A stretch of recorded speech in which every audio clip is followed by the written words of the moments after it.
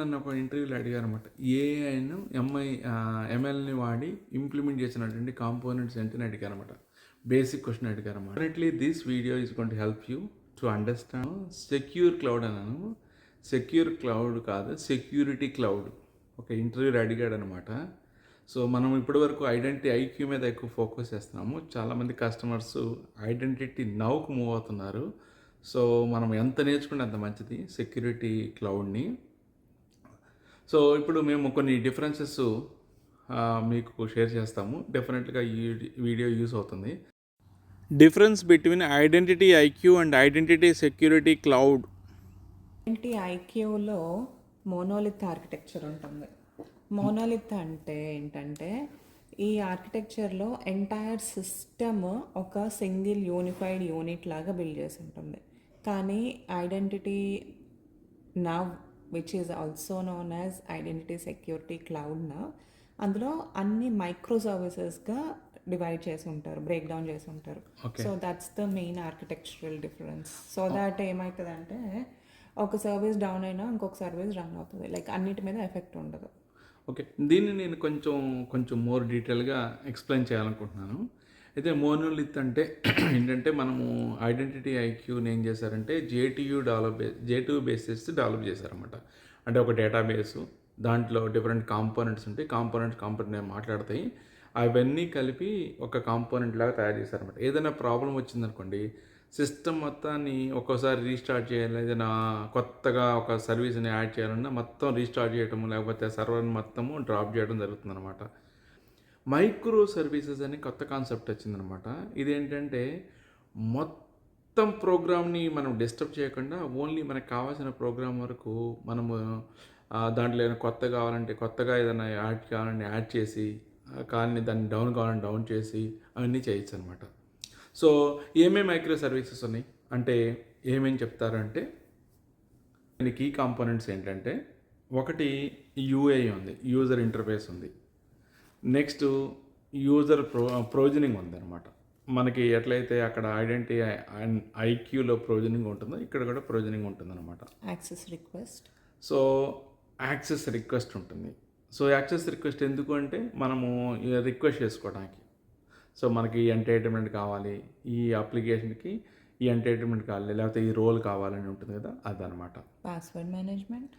So ఇది password management ఏం చేస్తుందంటే, మనము పాస్వర్డ్ని సెట్ చేసానుకో, ఒక పాస్వర్డ్ని మనం సెట్ చేస్తే ఎండ్ సిస్టంలో అదే పాస్వర్డ్ని రిప్లికేటెడ్ చేసుకోవడానికి ఈ పాస్వర్డ్ మేనేజ్మెంట్ అనేది ఉపయోగపడుతుంది అనమాట.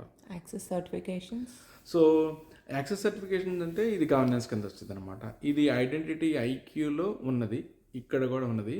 నెక్స్ట్ ఇంకో పాదం చెప్పాలి, మోస్ట్ ప్రాజెక్ట్స్ రన్ అవుతున్నాయంటే యాక్సెస్ సర్టిఫికేషన్ అనేది మెయిన్ కాంపోనెంట్ అనమాట. ప్రతి 1 ఇయర్లో 4 సార్లు యాక్సెస్ సర్టిఫికేషన్ చేస్తారన్నమాట.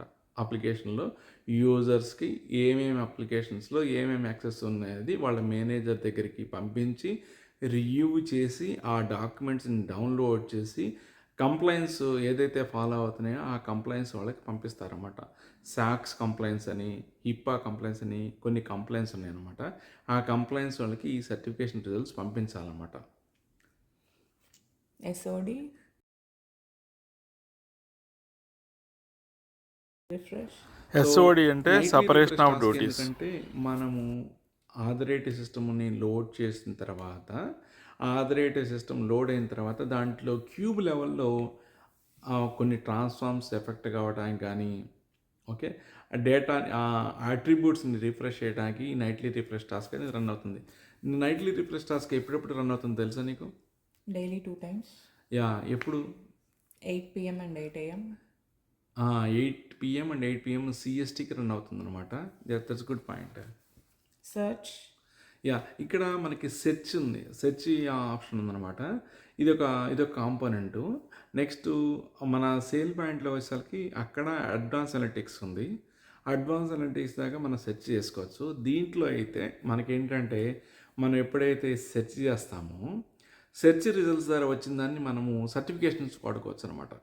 మనము ఒక వీడియో చూసాను సార్, సెర్చ్ అనేది మనము సర్టిఫికేషన్స్ అనేది ఐడెంటిటీ ఐక్యూలో వచ్చేసరికి రూల్ బేస్డ్ సర్టిఫికేషన్స్, ఇక్కడ వచ్చేసరికి ఐడెంటిటీ నవ్లో సెర్చ్ బేస్ సర్టిఫికేషన్స్ అన్నారన్నమాట. అంటే ఏంటంటే సెర్చ్లోకి వెళ్ళి మనం కండిషన్స్ ఇస్తాం అనమాట. సెర్చ్ మాడ్యూల్లోకి వెళ్తాము, అక్కడ ఇస్తాము whose department is employee, whose department is engineering అని అనుకోండి. ఎవరైతే ఎంప్లాయీస్ ఇంజనీరింగ్ వస్తారో ఆ ఎంప్లాయీస్ అందరూ వస్తున్నారు. వాటిని జస్ట్ రైట్లు కొట్టి దాన్ని సెలెక్ట్ చేసుకొని వాటికి సర్టిఫికేషన్ జనరేట్ చేస్తాను అనమాట. దీంట్లో మంచి ఫీచర్ ఒకటి వచ్చింది, అది చెప్తాను నెక్స్ట్. ట్యాగ్స్. ఇది ట్యాక్స్ అనేది చాలామంది, నేను కంపెనీలో చేరి రియల్గా సర్టిఫికేషన్ జనరేట్ చేసేంత వరకు నాకు ట్యాక్స్ వల్ల బెనిఫిట్ నాకు తెలవలేదండి. ఈ ట్యాక్స్ ఏంటంటే నేను ఒక ప్రాజెక్ట్లో సర్టిఫికేషన్ చేశాను. ఎందుకు పెడతారు తెలుసా? సర్టిఫికేషన్ జనరేట్ చేసేప్పుడు నేను చెప్పాను కదా, ఇయర్కి 4 సార్లు సర్టిఫికేషన్ జనరేట్ చేస్తారని. అంటే ఈ పైన ఏం చేస్తారు, 2025లో జనరేట్ చేశారు. అదే యూజర్స్కి అదే అప్లికేషన్ మళ్ళీ జనరేట్ చేశానుకో, నేమ్ డిఫరెన్స్ కావాలి కాబట్టి అక్కడ ఏం చేస్తారంటే Q1 2024 అని రాస్తారు. నెక్స్ట్ టైం అదే యూజర్కి జనరేట్ చేస్తాను అనుకోండి, అప్పుడు Q2 2024 అని చెప్తారు అనమాట. యాక్చువల్గా సర్టిఫికేషన్ ఏంటంటే టెంప్లెట్స్ సేవ్ చేసుకొని ఉంటారు. జస్ట్ రైట్ క్లిక్ కొట్టి IAQలో అయితే రైట్ క్లిక్ కొట్టేసి జనరేట్ సర్టిఫికేషన్ చేసుకోవచ్చు. ఓన్లీ ట్యాక్స్ మారుస్తారు. అప్పుడు క్లియర్గా ఎవరైనా ఆడిటర్స్ వస్తే వాళ్ళు ఈజీగా ఐడెంటిఫై చేసుకోవచ్చు. అర్థమవుతుందా? ఓకే. ఈమెయిల్ టెంప్లెట్స్ ఇవేంటంటే, ఈమెయిల్ టెంప్లెట్స్ మనకి యూజర్ రిక్వెస్ట్ చేశారు అనుకోండి, యూజర్కి మెయిల్ వెళ్ళాలి కదా, అది. అలాగనే రిక్వెస్ట్ చేసినాడు ఒక మెయిల్ వెళ్ళాలి. అలాగనే అప్రూవల్స్ కోసం వెయిట్ చేస్తే అప్రూవర్ ఎవరికైనా పంపిస్తే వాళ్ళకి వెళ్ళాలి కదా. అందుకోసం ఇక్కడ ఈమెయిల్ టెంప్లెట్ మాడ్యూల్లో ఉందన్నమాట. అది చాలా ఈజీగా ఉంటుంది అనమాట. Work flows.